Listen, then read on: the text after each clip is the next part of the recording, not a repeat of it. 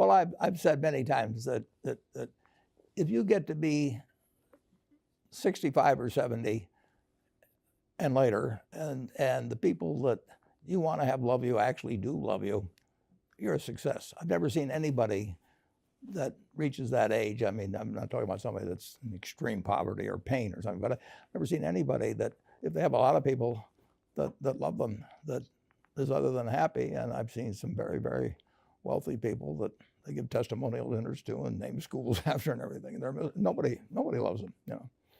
Their own kids would say, he's in the attic, you know. They never came. What are, say, 3 pieces of advice you would give to people who are looking to succeed in business?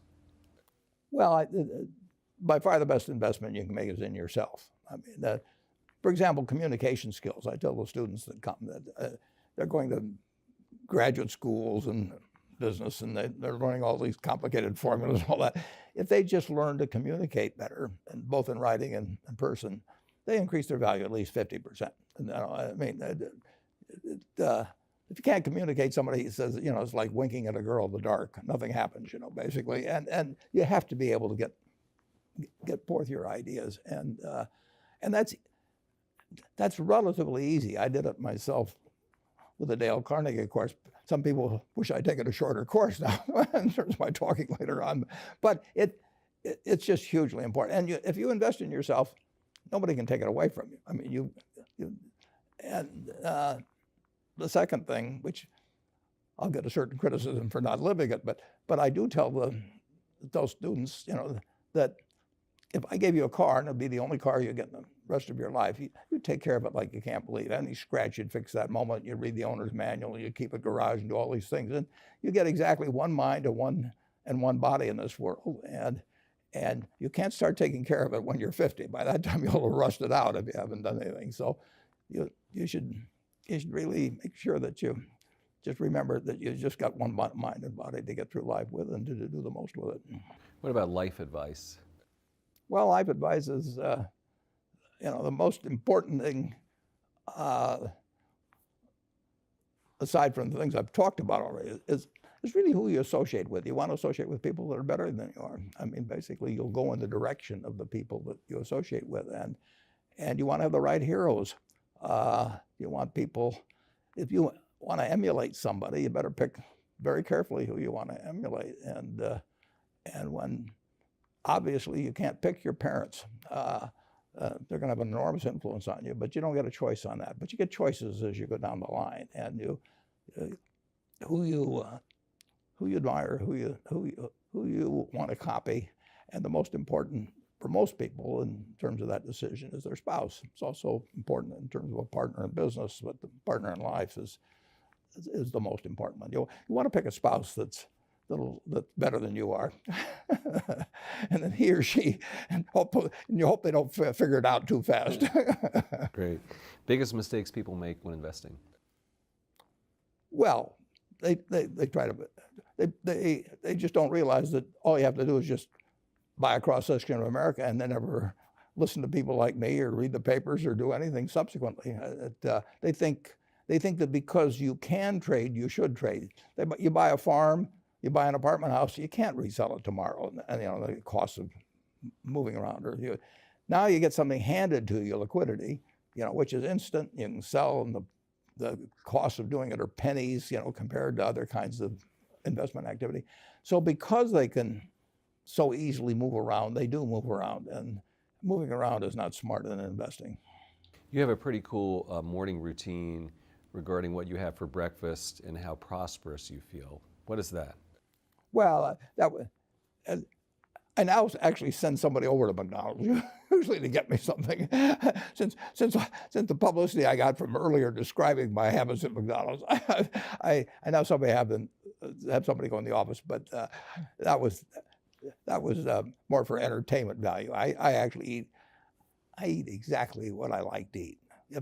If I liked it on my 6th birthday, at my 6th birthday party when we had hot dogs and hamburgers and Coke and ice cream with chocolate, I still like it. And I don't care about anything subsequently. I discovered it all by the time I was 6. If somebody offered me a deal when I was 20 and said, you're going to live 1 year longer You know, instead of living to 88, you'll live to 89 or whatever it may be. If you eat nothing but broccoli and Brussels sprouts and onions and all these things, you know, I just said, I'll, you know, take the last year off. It probably won't be that good anyway. You know, I mean, so I eat what I like to eat. I'm not venturesome in that area. I like how you lumped in onions with broccoli and Brussels sprouts. Well, Never heard that.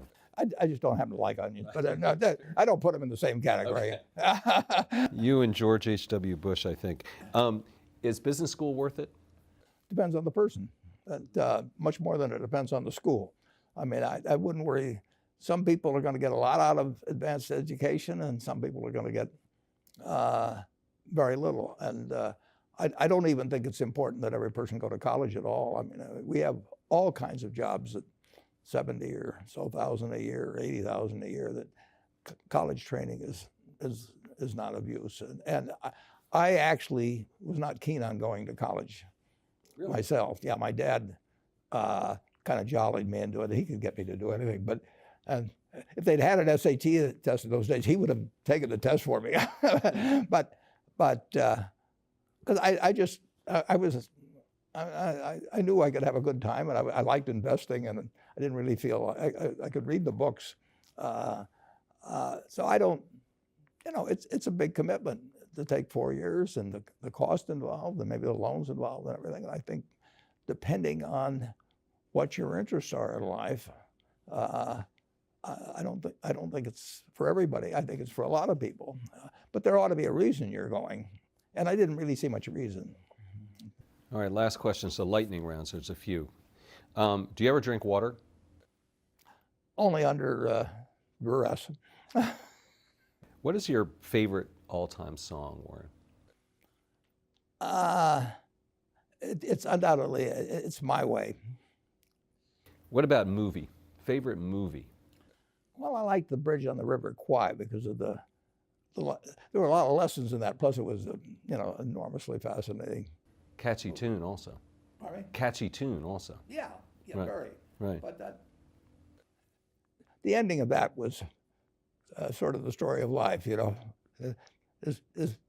He created the railroad, and did he really want the enemy to come in across it, you know?